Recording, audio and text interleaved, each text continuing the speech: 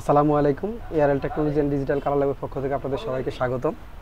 আজকে আমরা একটা টপিকস নিয়ে আলোচনা করব, সেটা হচ্ছে উইন্ডোজ 10 অথবা অপারেটিং সিস্টেমে যে কোনো ভার্সন হোক না কেন মাইক্রোসফটের, যেমন Windows XP, Windows 10, Windows 7, Windows 11 সবগুলোর ক্ষেত্রে সেম প্রসেস।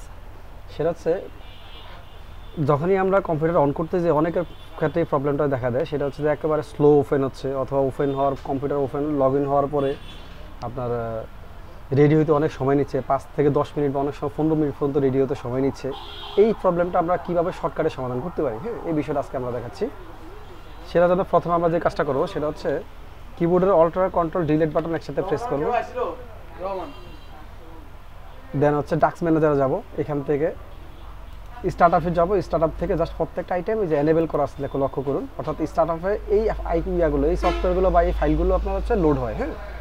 লগ ইন হওয়ার পরে দেন হচ্ছে ফাইলগুলো লোড হয়। সো এই ফাইলগুলো যদি আমরা ডিজেবল করে দিই, এই সফটওয়্যারগুলো অথবা যদি ডিজেবল করে দিই,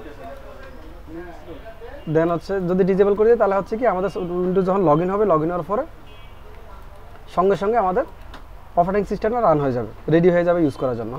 সো দেখেন এখানে রাইট বাটন ক্লিক করে করে প্রত্যেকটা সফটওয়্যার আমরা ডিজেবল করে দিচ্ছি, অর্থাৎ স্টার্ট আপে আমাদের এনেবল যেসব সফটওয়্যারগুলো প্রয়োজন হবে না সেই জিনিসগুলো আমরা ডিজেবল করে দিব, তাহলে আমাদের এই প্রবলেমটা সলভ হয়ে যাবে।